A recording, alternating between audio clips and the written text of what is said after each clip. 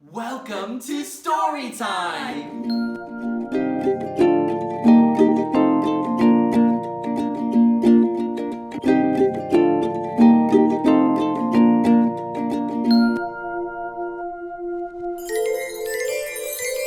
Hi everyone, welcome back to Story Time with Riverside Performing Arts. Today we are going to be reading The Great Fairy Tale Disaster by David Conway and Melanie Williamson. Once upon a time, there lived an old, big, bad wolf. He no longer had any huff and puff to blow down the three little pigs' house, and he'd had enough of falling into hot water. What I need, the wolf thought to himself, is a nice, relaxing fairy tale for a change. So he scampered off into the pages of the fairy tale book to find one. Cinderella was busy sweeping and hadn't noticed the wolf's dark shadow appear in the doorway. "I want to be in your tale," he growled. Of course," stammered a frightened Cinderella. "Take my place."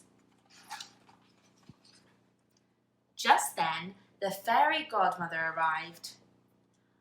"I know you'd love to go to the ball," she said to the wolf, "and so you shall." There was a flick of a wand and a burst of light. "Wolves don't wear dresses," cried the wolf, hobbling off in glass slippers to find a different tale.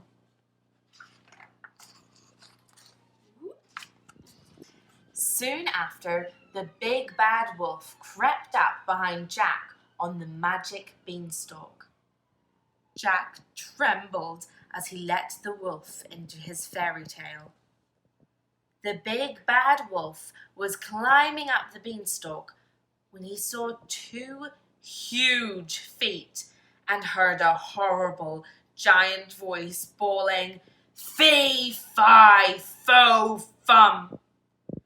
"This tale's too scary," cried the wolf as he slid back down the beanstalk to find another one. Then the big bad wolf found Sleeping Beauty snoring softly in her bed. "Wakey, wakey," he snarled. "Out you get." There the big bad wolf lay, so beautiful that the prince could not turn his eyes away. He knelt down and gave the wolf a kiss. "Yuck!" spluttered the big bad wolf. "I hate being kissed." So he dashed away to try his luck elsewhere.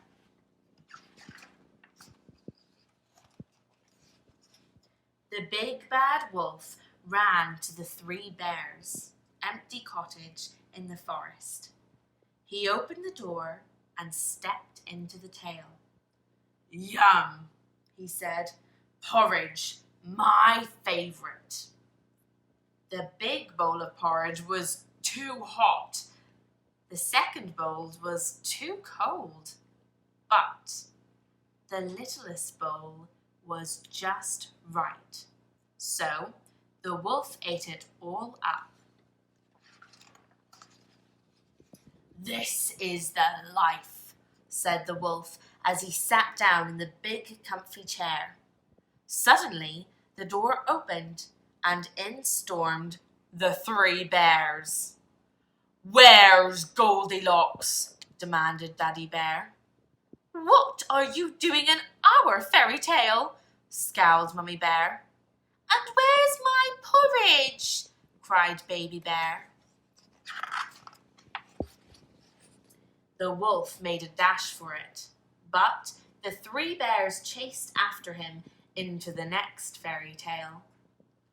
"Rapunzel, Rapunzel, let down your long hair," called the prince.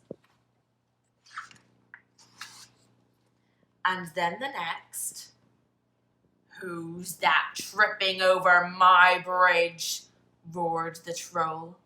I'll eat you for breakfast. And before you could say, "Mirror, mirror on the wall, who is the fairest of all?" there was chaos and confusion everywhere. The princess didn't kiss a frog, but she did kiss a billy goat gruff. Hansel and Gretel pushed Prince Charming into an oven, and Puss in Boots pricked his paw on a spindle and fell asleep for 100 years. "What a mess!" cried the big bad wolf, and he escaped back through the pages of the book to the 3 little pigs. "Little pigs, let me come in," huffed the big bad wolf. "No, not by the hair of our chinny chin chins," said the little pigs. "We will not let you in." But the wolf had already clambered up onto the roof, and he was coming down through the chimney, only to land splash in a big pot of hot water. "Oh, not again!" cried the wolf. And that was the end of the fairy tale troubles. Well, what an exciting and crazy story of so many different fairy tales coming together in one brilliant story. So, this week we have some fantastic activities for you. First of all, we would love for you to draw us a picture, but not just any picture. We're going to give you a title, and the title for your picture is Fantastic Fairy Tale Land.